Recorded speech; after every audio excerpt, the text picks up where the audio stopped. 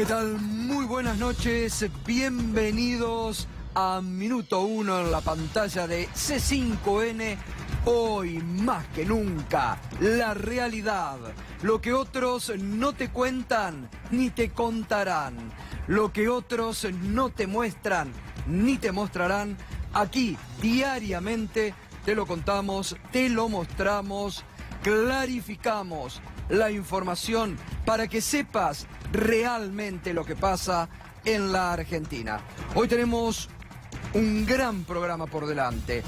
Nos acompañás a partir de este momento con el hashtag La Banda Complicada, porque está muy complicada la banda del poder político, mediático y judicial que operaba ilegalmente en la Argentina.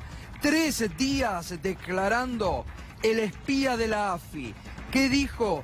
Toda la información enseguidita, todos los detalles, a quiénes salpica, a quiénes incrimina, cómo era el mecanismo de la banda contado desde adentro, enseguidita te lo vamos a contar.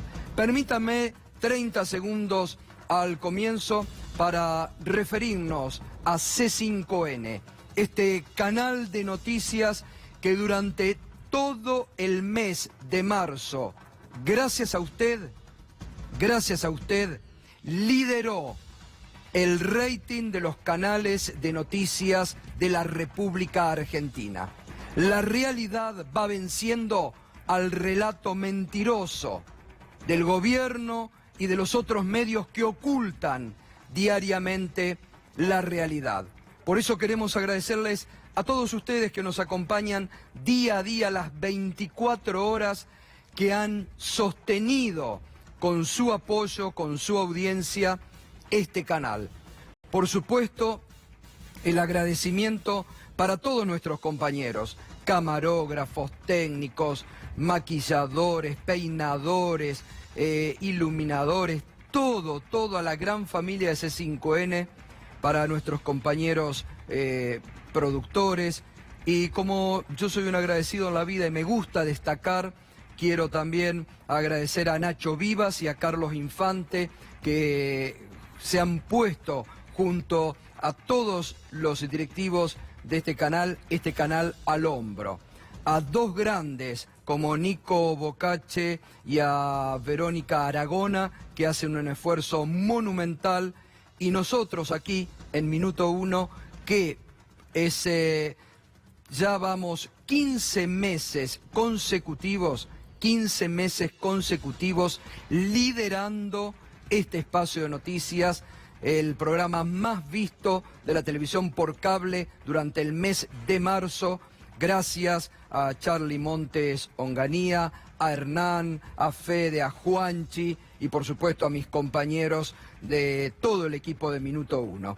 Así que estamos muy contentos. Usted sabe lo que ha costado mantener este canal al aire, porque no solamente hemos tenido los embates de parte de este gobierno que hubiera deseado que este canal cierre con la persecución que hicieron para los dueños de este canal que están presos, sino también lo canallesco de algunos que se dicen periodistas, de algunos que se creen vacas sagradas del periodismo en la Argentina, que con un nivel de canallidad pocas veces visto, con un nivel de, ¿qué podría decir?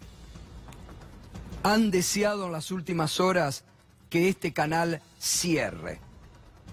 Pero ¿sabe qué? Como todo se vuelve en contra y la ciudadanía sabe realmente por dónde pasa la verdad y dónde está la mentira en este momento, realmente acá estamos todos muy contentos de que C5N siga creciendo, lidere la realidad y vaya venciendo poco a poco el relato y deje a los que han construido mentiras durante todo este año al descubierto. Gracias a todos ustedes por acompañarnos. Muy bien, tenemos, como le venía diciendo, un gran programa por delante. Vamos a conocer esta noche en detalle 3 días declarando Rolo Barreiro, el espía de la AFI, el espía de la banda complicada, cada vez más, nervios en el poder político, mediático y judicial, a punto tal que hoy los principales diarios de la Argentina no informaban ni una línea sobre las revelaciones de este arrepentido de la AFI.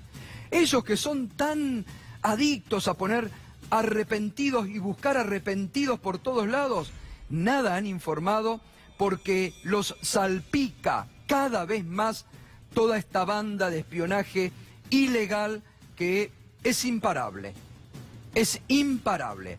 Hoy el juez Ramos Padilla ha rechazado nuevamente todos los planteos de incompetencia que como piedras, obstáculos en el camino les va poniendo el fiscal Carlos Stornelli, que está cada vez más solo y enojado en Comodoro Pi. Así que hay muchas novedades, un juez que actúa en forma muy cautelosa, a derecho, que ha filmado todo este arrepentido y que realmente es un juez que está dando demostraciones de cómo debe actuar un juez independiente en la República Argentina. Como lo digo todas las noches, hay que cuidar al juez federal Alejo Ramos Padilla. Hay que cuidarlo, y mucho. Nos corresponde a todos como sociedad cuidar. Muy bien, antes que ya Irina Hauser y Juana Morín están preparando todo, ellos nos van a informar, vamos a ir contándote. Vamos a repasar de quién estamos hablando, del espía de la AFI que cantó durante 3 días y parece que promete mucho más. Estamos hablando de el Rolo Barreiro, el espía arrepentido, Hugo Rolando Rolo Barreiro, alias el francés. Fue agente de inteligencia orgánico entre 2002 y 2016. Trabajó en contrainteligencia en Miami y en Ezeiza. Tiene 37 años y entró a la CIDE de la mano de su padre. Hugo Rolando Rolo Barreiro, alias el francés, se entregó el viernes, declaró ante Ramos Padilla sábado, domingo y continuó hoy. D'Alessio lo tenía agendado como Rolo Dea. El fiscal Vidone lo señaló como quien le presentó a Marcelo D'Alessio, pieza fundamental en el engranaje de toda esta banda que está cada vez más complicada. Ahora, usted sabe que a partir de... porque muchas veces en todo lo que le hemos mostrado sobre los chats de D'Alessio con Stornelli, de D'Alessio hablando con Echevez, aparecen nombres o relaciones que uno en el momento... Yo muchas veces le pregunto a Irina, a Juan, y muchas veces hay suposiciones. En los chats de D'Alessio aparecía un Rolo Dea. Ahora sabemos que era Rolo Barreiro. Ahí está, miren, el 3 de febrero del 2019, D'Alessio le dice a Stornelli, mañana domingo va a ser el centeno de PDVSA. Perdón, esto es a Echevez. El 3 de febrero del 2019 a Echevez. D'Alessio le dice, mañana domingo va a ser el centeno de PDVSA. Esto es... perdón. Vamos de nuevo. El 3 de febrero, este es el chat con Rolo Barreiro. Ahí está como lo tenía Marcelo Sebastián D'Alessio marcado en su celu. Rolo Dea. Y le informa, el 3 de febrero del 2019, Marcelo Sebastián D'Alessio a Rolo Dea. Ahora sabemos que este Rolo Dea, que estaba así identificado en el celular de Marcelo Sebastián D'Alessio, era el espía de la AFI, Rolo Barreiro. Ahí está, mañana domingo va a ser el centeno de PDVSA.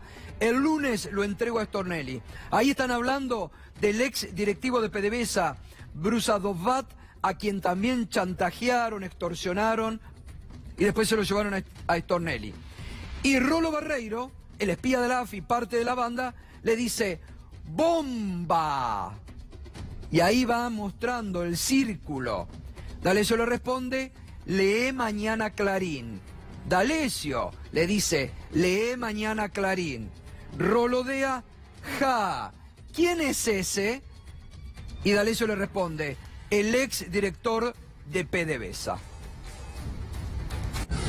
Y le contesta Rolodea, que ahora sabemos que era Rolo Barreiro, este espía arrepentido hoy que declaró durante 3 días, ¡puf! ¡Qué bomba! Excelente como siempre. Como siempre, Como siempre. Porque acá está cómo estaba todo el organismo de la banda, cómo se interactuaban y se relacionaban. Y cuando le dice que lea Clarín, era porque aparecían las notas que parte del chantaje aparecía en la nota donde lo hacían aparecer como arrepentido al ex directivo de PDVSA. Hugo Rolando Rolo Barreiro, alias el francés, declaró que tras irse de la AFI pasó a integrar una estructura inorgánica que respondía a la agencia, es decir, seguía respondiendo a la AFI. Detalló una estructura ilegal que llega a los altos mandos de la inteligencia nacional, la justicia, la política y los medios.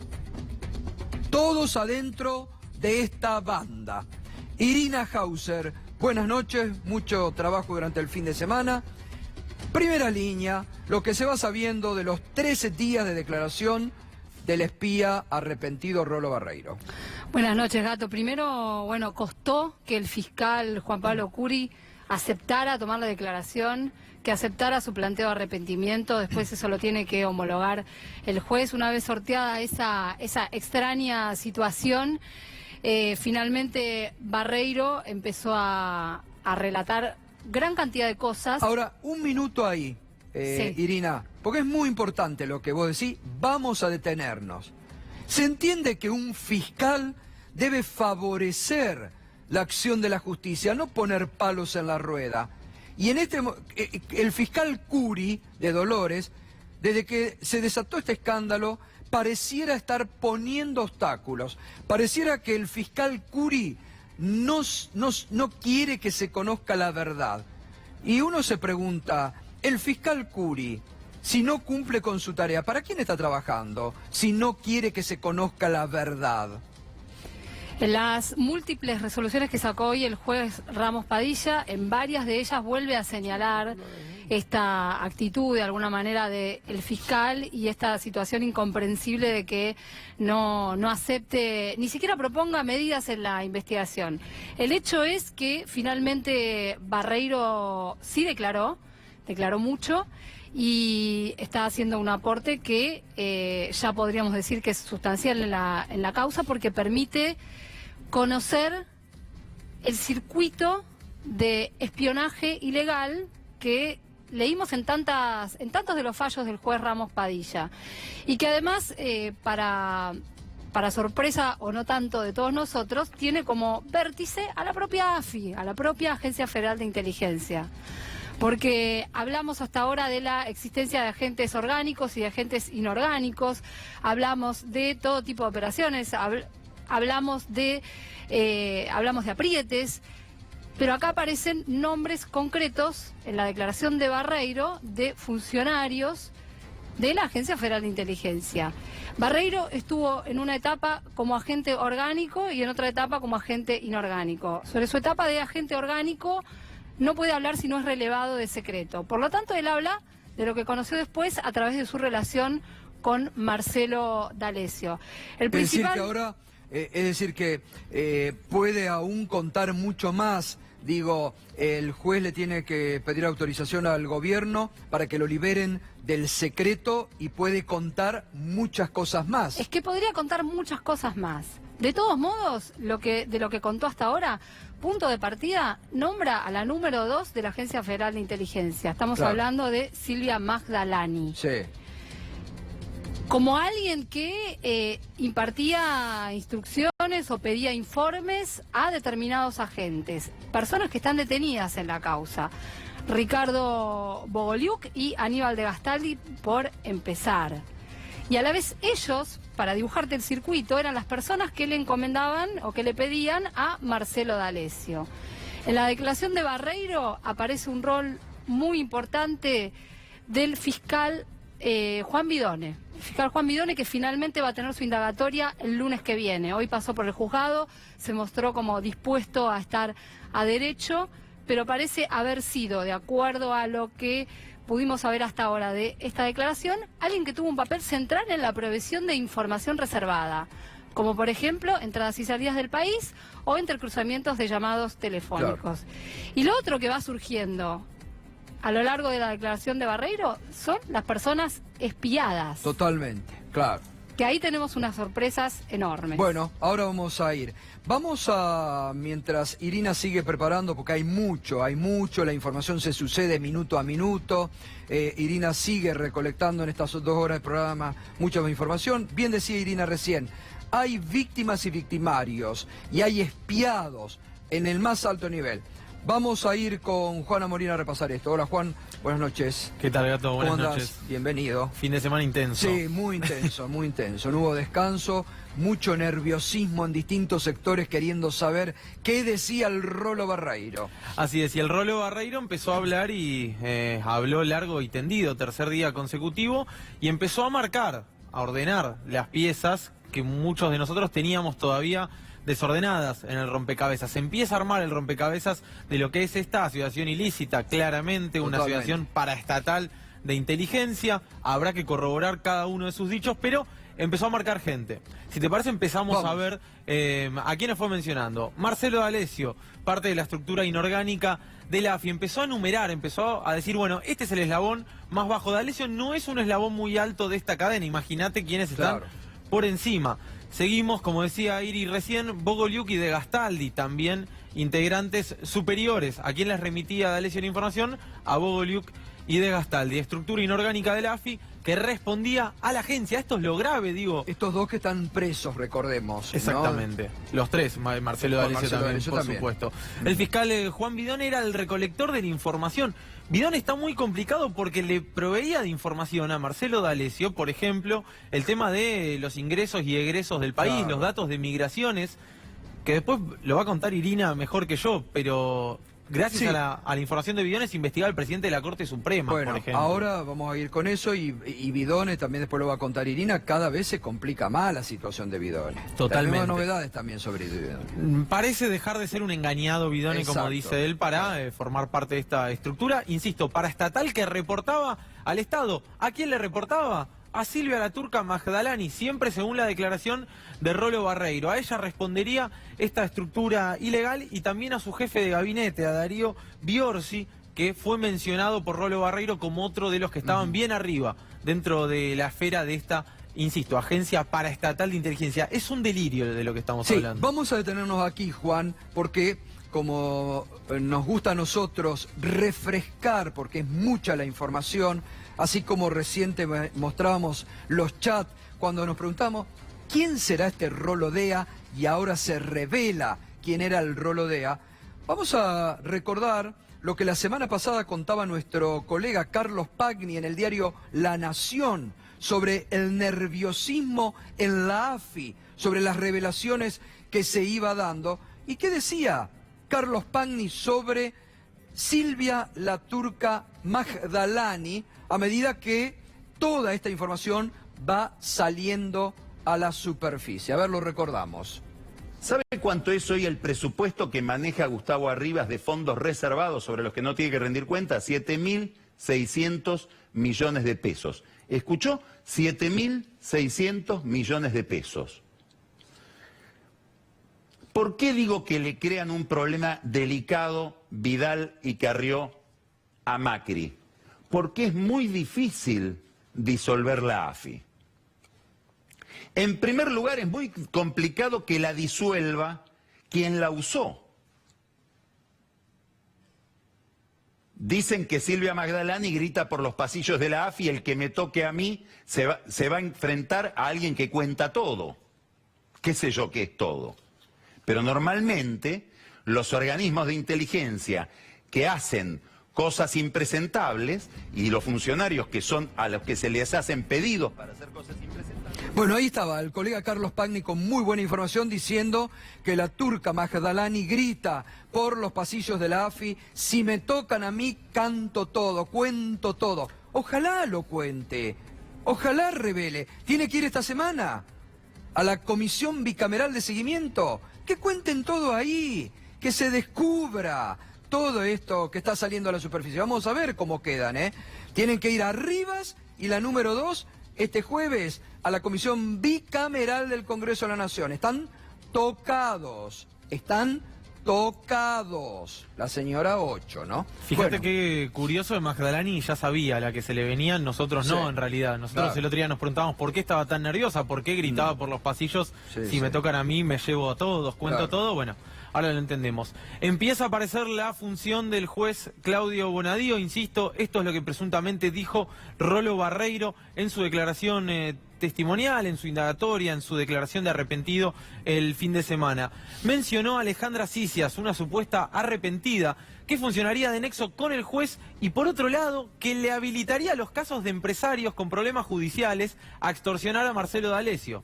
Caso es decir, Echeves. claro, es decir, como que le aportaban listas de empresarios que D'Alessio después cumplía el rol de ir a extorsionarlos. Empresarios que ya hay muchos, ¿no? Ya muchos. Ahora, ¿qué nos queda a nosotros esperar de la justicia si hace estas cosas, digo, ¿no? esto es cada vez más fuerte, es cada vez realmente más grave a nivel institucional todo lo que se va revelando. Cada vez es más grave a nivel institucional todo lo que se va revelando en esta banda, la banda complicada cada vez más. Y empezamos a Y jugar... esto es más grave aún. Esto es más grave aún, el papel del ministro de Justicia, Germán Garabano, ahora lo cuenta Juan, pero ¿qué debemos decir? Está con pedidos de juicio político, denunciado por Carrió, denunciado por Cimadevilla, integrantes de este gobierno, por todo el encubrimiento que Garabano hizo comprobado en el juicio por encubrimiento a la AMIA. Sigue siendo ministro de Justicia, este personaje que pertenece a la Unión Cívica Radical.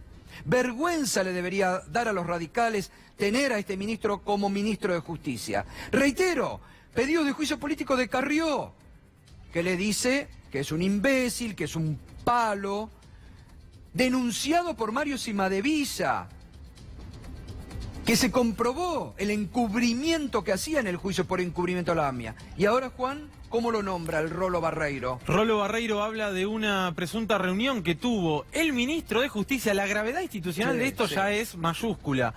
El ministro de Justicia reuniéndose con la abogada de Fariña y con Leonardo Fariña para acomodar su arrepentimiento. Gravísimo. Sí. Recuerden, después vamos a hablar de la operación Fariña con lujo de detalles y hoy vamos a mostrar que también está la pata política de esto. Claro. Sí, que hay diputados de la coalición cívica metidos también en Está la bien. operación política. Acá vamos a recordar, Juan, que el diputado nacional Leopoldo Moró en este programa fue uno de los primeros en denunciar que estas reuniones habían existido, que en el despacho de Garabano se había logrado el arrepentimiento de Fariña.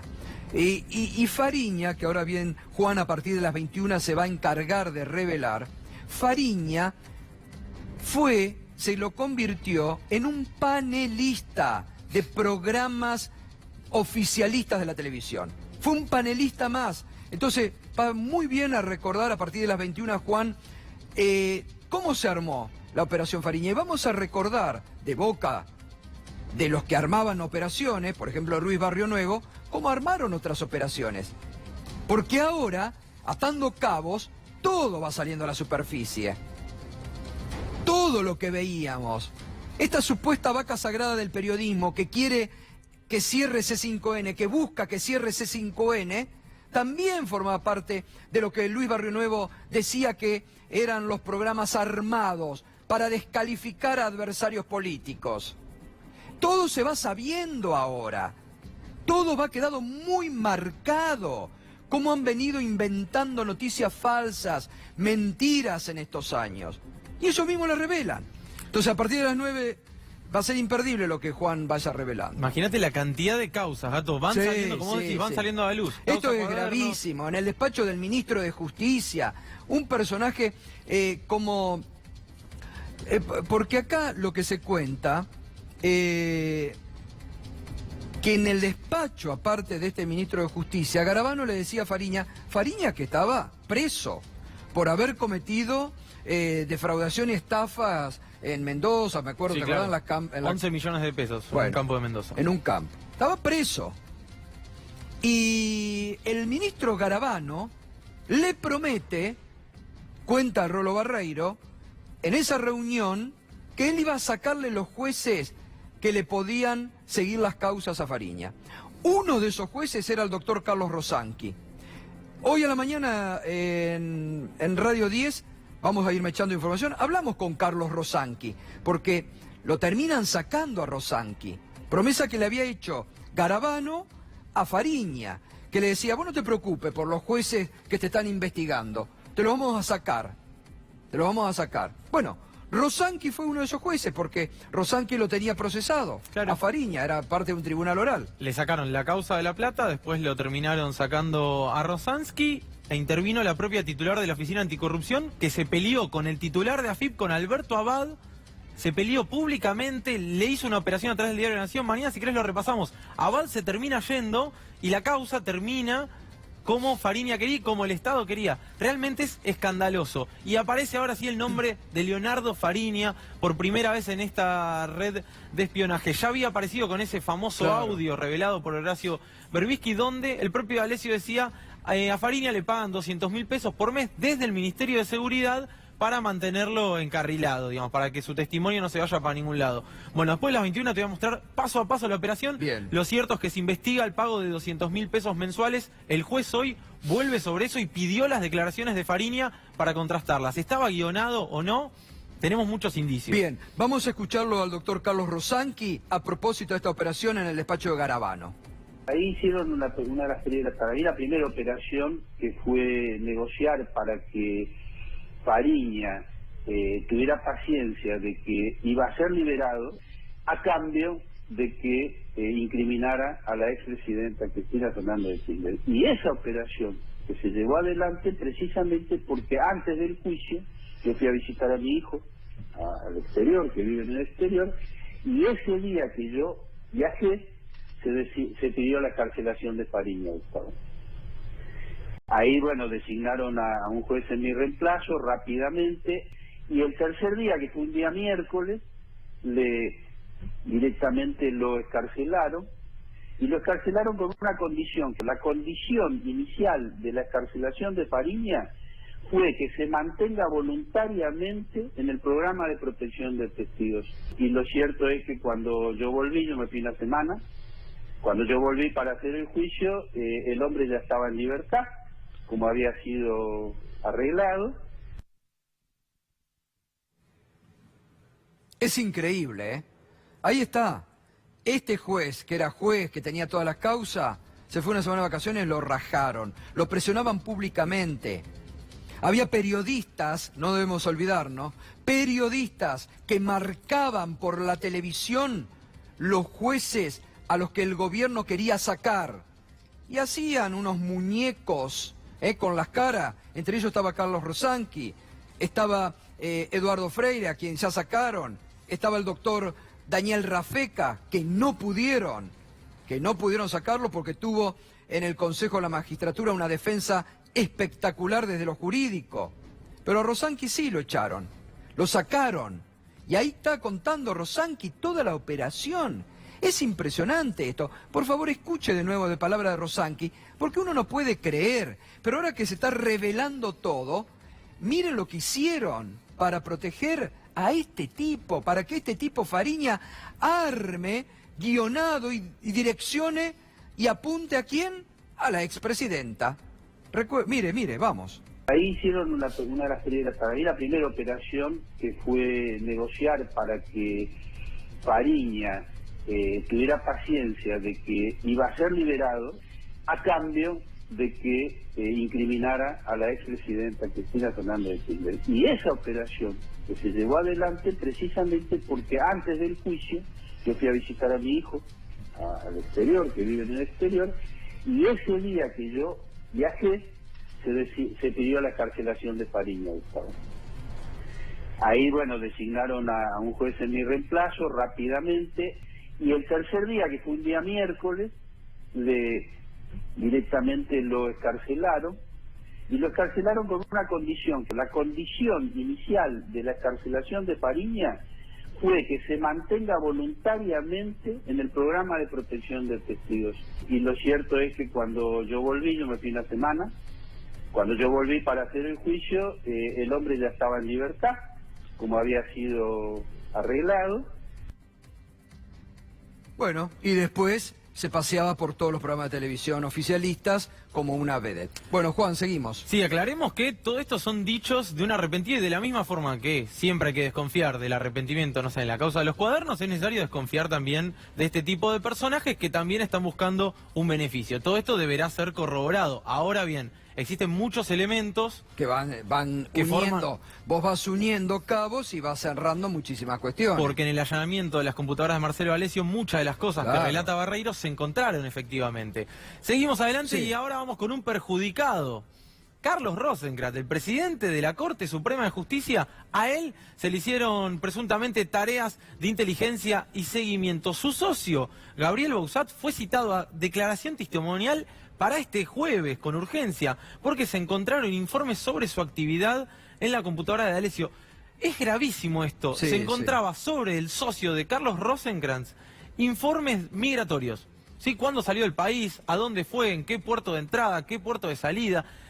Gravísimo. Bueno, sobre esto tendrá que declarar Gabriel Bausat. Después Irina Hauser va a contar que hay otro juez de la Corte Sí, al que también se le habrían hecho tareas de seguimiento. A Horacio Rosati, a Carlos Rosenkrantz y a Horacio Rosati, dos integrantes de la Suprema Corte de Justicia de la Nación, también habrían sido espiados por esta banda. Mire la gravedad institucional.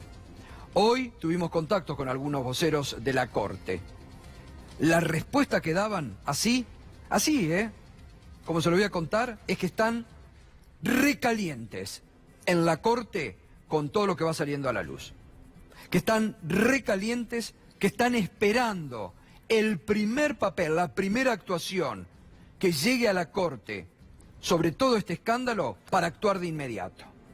Porque están en un punto límite los integrantes de la Corte con todo lo que se está saliendo a la superficie. Y como lo venimos diciendo desde hace mucho tiempo acá, yo creo que ha llegado el momento de que la Corte actúe y empiece a poner claridad sobre el desaguisado de buena parte de la justicia en la Argentina.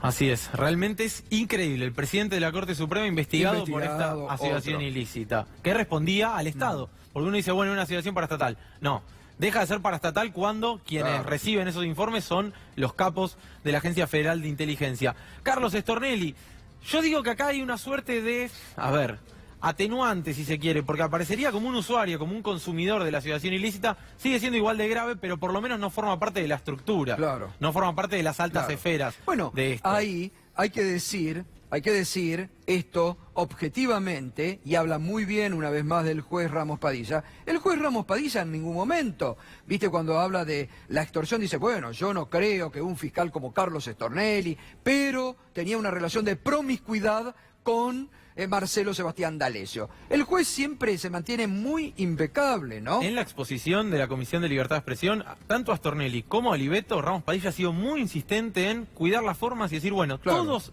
tienen la presunción de inocencia, Exacto. a diferencia de lo que hacen muchas veces este tipo de personajes. obvio, exactamente. ¿Y Seguimos alguien más? A ver. adelante, tenemos también a la diputada nacional, si no me equivoco, claro que sí. Ahí está. Paula Oliveto, después de las 9 de la noche, Gato, perdón que insista Sí. con esto, vamos a empezar a entender por qué la coalición cívica está tan preocupada con este caso. Claro. Porque en la causa Fariña aparecen elementos muy sugestivos respecto a su participación y al arrepentimiento de Leonardo Fariña. Claro. Grave. Aparecería también como usuario de esta asociación ilícita y por supuesto también tenemos 3 periodistas, no los vamos a mencionar, ya se sabe de todas formas que también participarían como usuarios presuntamente de esta red de espionaje paraestatal compuesta por Marcelo D'Alessio, de la que consumía, si se quiere, Carlos Stornelli, e insisto, que respondía a altas esferas del Estado porque respondía presuntamente totalmente a Silvia Magdalani. No, y además, por ejemplo, yo sigo preguntando públicamente, por ahí algún momento tenemos la respuesta.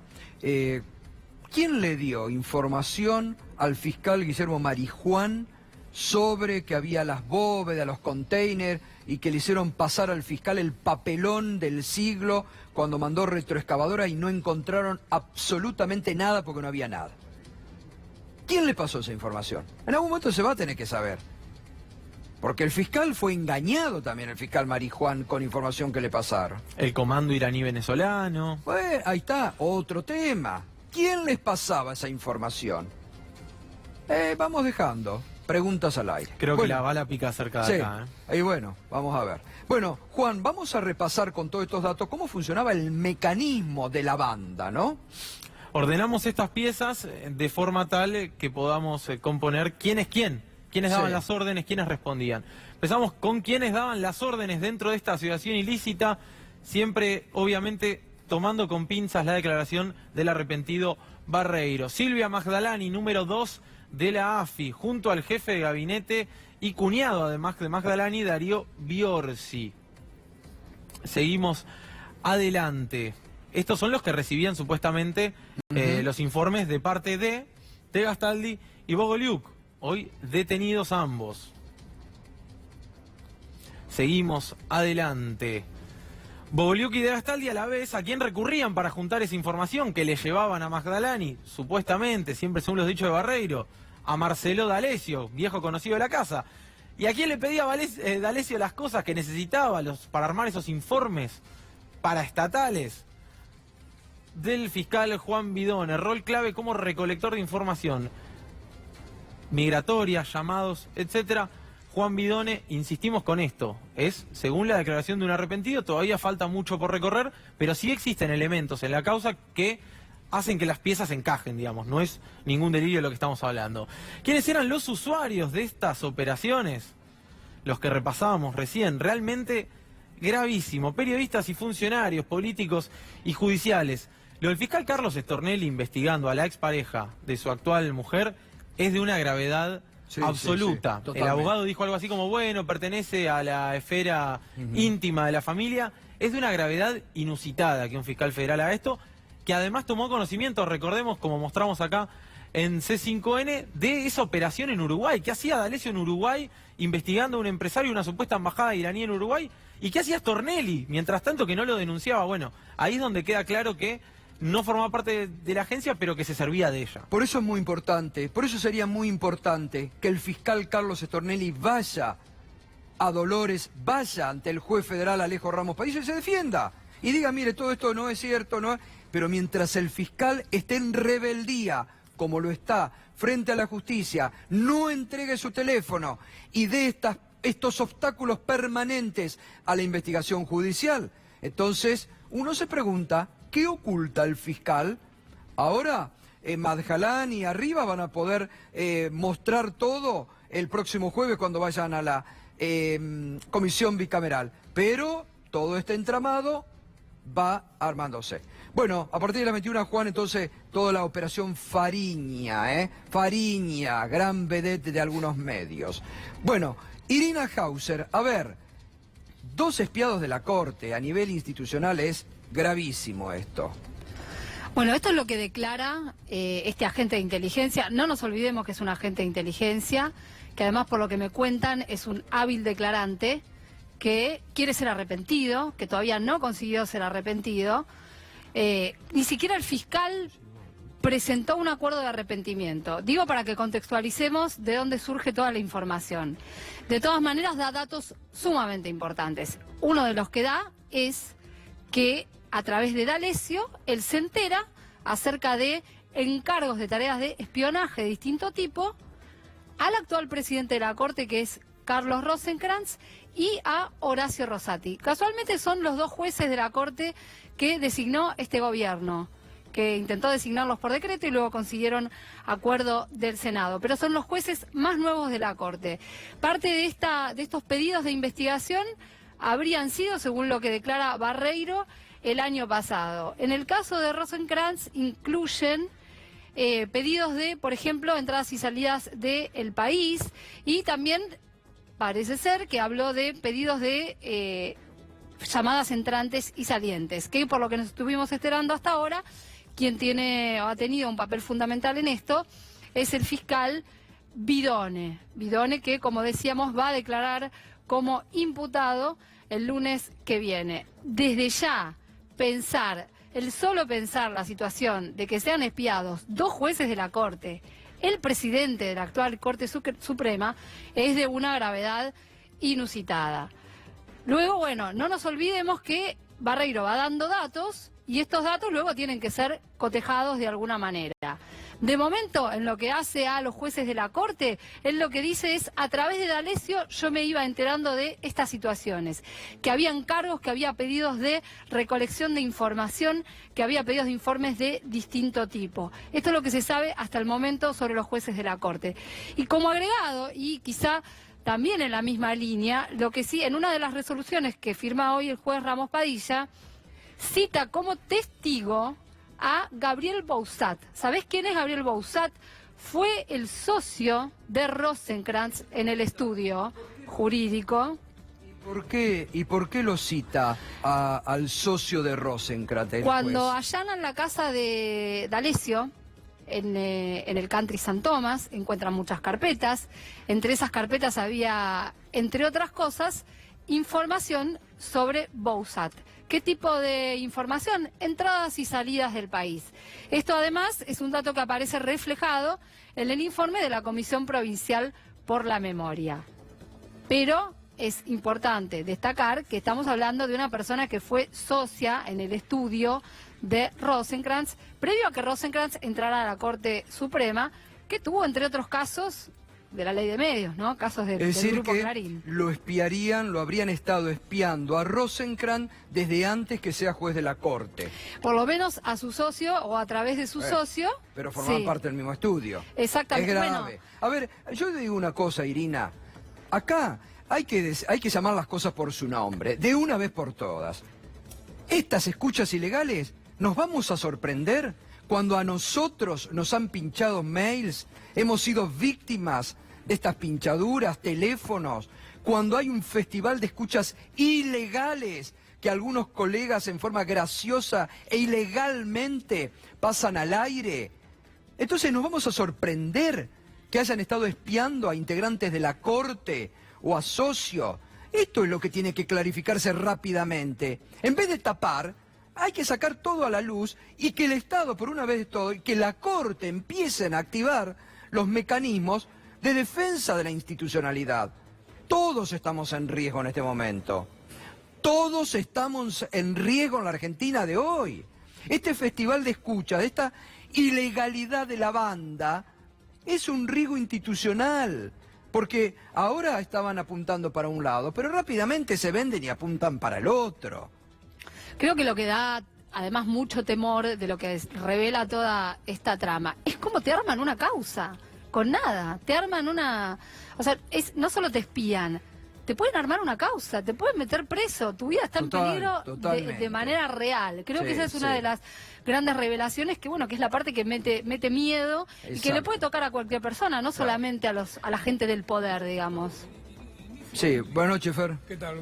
Buenas noches. En ese estudio se trataban todas las grandes empresas. Es decir, es un estudio que atendía a las grandes empresas del país. Claro. Por lo tanto, la lógica de investigarlo tiene que ver con la lógica de la extorsión también. Pero sacaban también, información de ahí probablemente... Pero por eso es mucho más grave, pero por esto quiero yo destacar esto, y le preguntaba a Irina. Esto es la gravedad de que investigaban a Rosenkrantz antes que llegue a la Corte y al socio, porque estaban buscando información de los grandes estudios, de las grandes empresas, a ver cómo después iban y extorsionaban y chantajeaban y apretaban.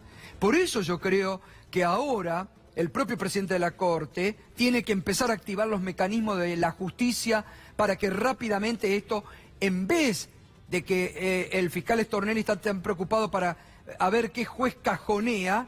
La Corte tiene que empezar a activar los mecanismos para que todo esto se conozca y sea la Corte la que tome la manija de una vez por todas y saque todo esto a la luz de una vez por todas. Basta de tantas espías ilegales en la Argentina, basta. Realmente es indignante. Ahora la verdad que va a ser importante si el fiscal da el paso de plantear el acuerdo de arrepentimiento, porque bueno, esa es un poco la expectativa. Lo que sucede es que también está planteando que quiere pedir que la AFI o que Presidencia de la Nación, que quien debiera hacer, que levante el secreto para que pueda declarar o seguir declarando Barreiro, como si esto fuera una condición para el acuerdo de arrepentimiento. Esto se puede llegar a convertir en un obstáculo. Creo que hay que prestarle atención a eso. Y la verdad es que Barreiro dejó de ser orgánico en el año 2016 y sobre eso puede declarar perfectamente. Y para ser arrepentido lo que tiene que hacer es confesar un delito de Bien. los que se le imputan. De ahí Bien, en más, bien. todo lo que diga tendrá que ser cotejado, como en cualquier caso de cualquier arrepentido, como en la causa de los cuadernos también. Totalmente, obvio. Ahora, acá a Barreiro lo grabaron, ¿no? Acá a Barreiro lo filmaron y hay un acta, sí, Bien, con todo. Bien. Me están pasando acá una información de que, ¿cómo era esta abogada que sería intermediaria para algunos? Alejandra Sicias.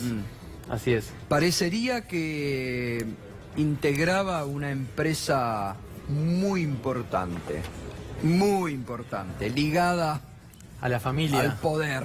A la familia, Sí. sí, sí. Bueno, doctora Natalia Salvo, buenas noches. ¿Qué tal, Gustavo? ¿Cómo estás? ¿Cómo está? Bueno, ¿y?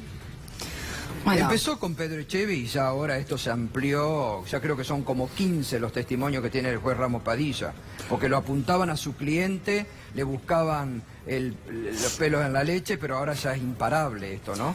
hay 3 puntos de inflexión en la causa, Gustavo, creo. En primer lugar es la denuncia de Pedro, que efectivamente abrió la caja de Pandora, mostró las incipientes vinculaciones existentes con el poder político, mediático, judicial. La segunda son las pruebas halladas en el allanamiento a D'Alessio el 6 de febrero, en donde se capturaron todas pruebas no contaminadas y a través de sus celulares y de los dispositivos que aún todavía no han sido examinados en su totalidad en virtud de uno de los puntos, que es la falta de elementos que tiene el juzgado, que confirmaron esa organización destinada a hacer tareas de inteligencia, de espionaje ilegal.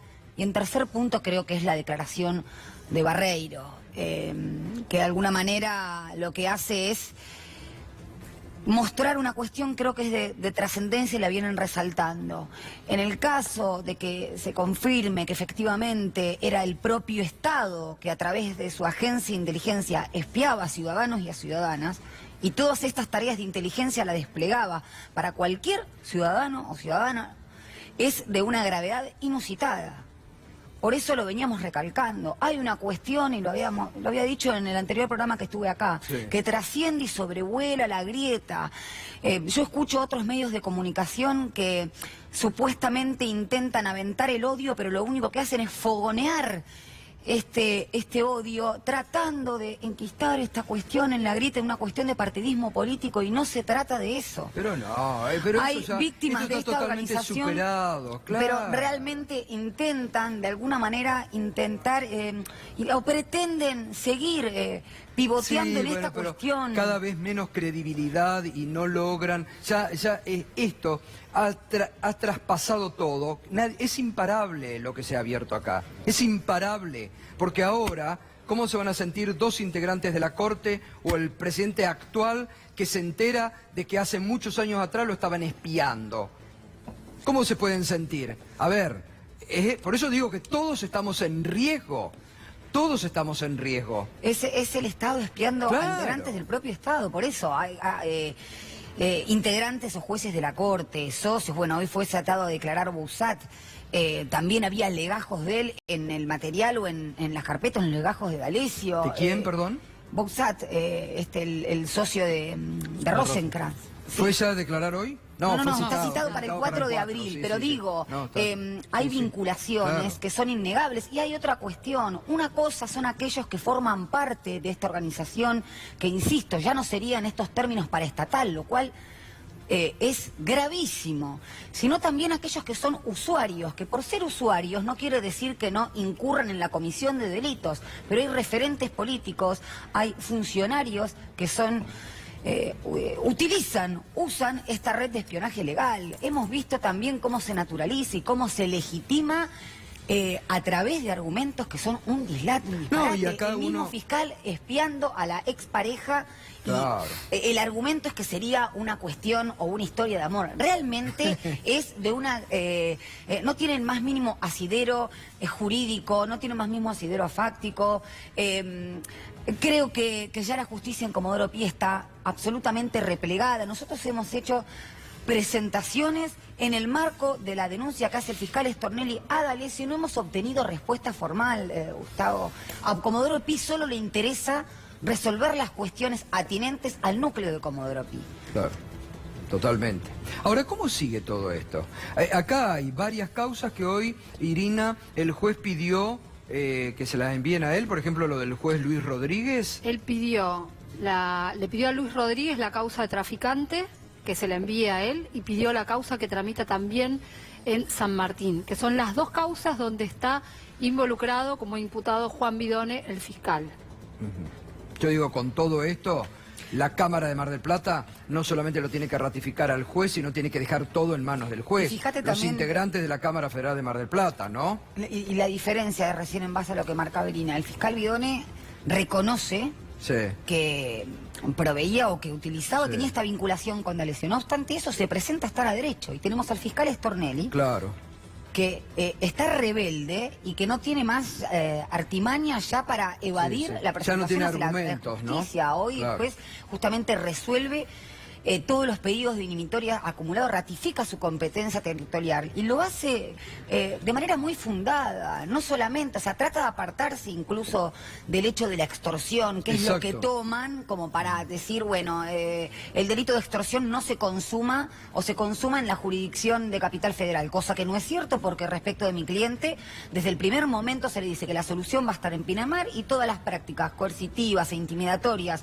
y el pedido del dinero es en Pinamar, pero lo cierto es que está diciendo, a ver, el objeto procesal se ha ampliado, con toda esta organización ilícita, esta asociación ilícita, se han cometido diferentes ilícitos en distintos distritos. Claro, hoy muy bien lo explica el juez Ramos Padilla. Lo teníamos ahí para mostrar bien lo que dice la doctora, para ilustrar y seguir esta línea, ¿no?, de lo que dice hoy Ramos Padilla cuando rechaza otro no de Ramos Padilla a Stornelli. El juez defendió su competencia con una dura advertencia. El poder de la organización es relevante. Ojo con esto, ¿eh? Lo que dice hoy Ramos Padilla. El poder de la organización es relevante y tiene epicentro en la ciudad de Buenos Aires. Esa cercanía es la que conviene evitarse para mantener la imparcialidad y sobre todo para alejarse de los centros de poder que quieren y querrán frenar esta causa. ¿Qué está diciendo el juez acá? Que no tiene que estar en Buenos Aires porque aquí sí están los actores de la banda que van a poner obstáculos, que van a querer parar la investigación. Son ¿no? razones de mejor administración de justicia, o sea, no son principios vacuos que simplemente existen en derecho procesal de relleno. Ceden ante esta situación la economía procesal, es decir, acá hay detenidos ya, el avance en la investigación de la causa, cosa que también Ramos Padilla resalta. El juez, que teóricamente debería entender, tendría que tomar contacto con todo el decurso de la investigación, además de los argumentos esgrimidos y que acabas de mostrar. Gustavo. Digo que si no hay más detenidos por la prudencia del juez y lo atinado del juez, porque realmente estamos hablando de personas que pueden obstaculizar toda esta investigación, porque tienen poder para obstaculizar, ¿no? Así que si no hay más detenidos, porque el juez está actuando en forma muy cautelosa. Sin utilizar incluso doctrinas que hasta ahora estaban en vigencia, y digo doctrinas entre comillas, como la doctrina Irurzún, que habla de un supuesto efectividad o virtualidad de un poder residual. Acá no hay ningún poder residual, acá hay un poder vigente y latente en Comodoro Pi. Totalmente. Bueno, gracias doctora. No, gracias a ustedes. Bueno, Pedro Briguera, ahora seguimos con este tema. Irina se levantó recién del estudio, se fue a atender un llamado muy importante. Así que supongo que ahora después del corte tiene información fresquita. Y Juan ha hecho para recordarle a usted todo como fue la operación Fariña. Fariña, que era la vedette de algunos programas de televisión. Enseguida te lo vamos a contar. Seguimos, hay mucho más. Bueno, y Fernando, que viene a la próxima hora con todos los datos de la economía de hoy. Pedro Brigger, ¿cómo le va? Muy bien, me quedé pensando en esto de la banda, ¿no? La banda complicada, porque ayer se cumplieron 55 años del golpe de Estado en Brasil, y ahí también hubo una banda o una trama que llevó a que una banda tomara el poder, y donde también estuvo el Poder Judicial, estuvieron los medios de comunicación y por supuesto las Fuerzas Armadas. Lo novedoso es que desde el Palacio de Gobierno, lo que vendría a ser acá, desde la Casa Rosada, se difundió un video reivindicando el golpe de Estado de 1964. Vamos a ver un extracto del video. Tempo de medo e ameaças. Ameaças daquilo que os comunistas faziam onde era imposto sem exceção. Prendiam e matavam os seus próprios compatriotas.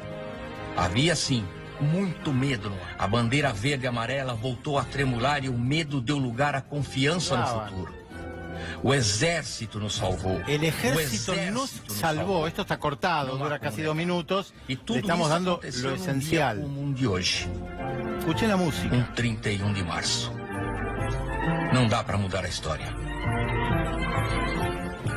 Es el relato de alguien que dice que vivió el golpe de Estado de 1964 y se lo explica a los más jóvenes y que efectivamente salvaron a Brasil del comunismo. Dijimos de trama mediática también, creo que tenemos ahí la tapa del diario O Globo, poderosísimo en Brasil, del 1 de abril de 1964, y que reivindicaba justamente el golpe de Estado. Golpe de Estado que Bolsonaro niega que se produjo. De hecho, recordemos cuando destituyeron a Dilma Rousseff, él votó reivindicando la historia del torturador de Dilma Rousseff y después dijo que en realidad en el 1964 los militares no habían realizado un golpe de Estado. Ahora dan una vuelta de tuerca, ahora reivindican el golpe. Miren, la tapa del diario O Globo, es bien claro, ¿no?, lo que están diciendo ahí.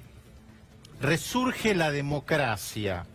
Resurge la democracia con un golpe de Estado. Parece increíble que todavía en América Latina esto se esté dando, de gente que está en la presidencia de un país que reivindica los golpes de Estado, que reivindica las dictaduras. Pero también, digamos, ayer hubo manifestaciones en muchas ciudades de Brasil en contra del aniversario del golpe de Estado, los 55 años, 1 de abril 1964, en realidad 31 de marzo 1964. Bueno, a ver, tampoco nos podemos sorprender cuando el ejército fue parte fundamental de la llegada de Bolsonaro al poder. Exactamente, y que tiene tantos amenazaban a la democracia, amenazaban a la democracia si no lo metían preso a Lula con dar un golpe de Estado. Lo comentábamos el año pasado, tal cual, Gustavo. Acá es las cosas que hay que tener en claro.